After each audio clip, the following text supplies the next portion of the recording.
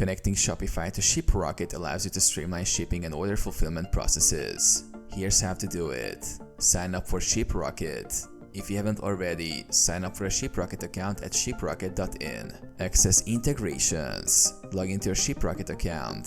Navigate to integrations or settings and select Add new integration or Connect Shopify.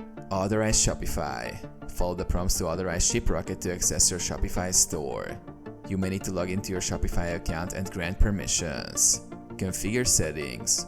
Once connected, configure shipping preferences, packaging details, and other settings within Shiprocket to suit your business needs. Sync orders. Shiprocket will automatically sync orders from your Shopify store. You can manage and process orders directly from the Shiprocket dashboard. Shipping labels and tracking.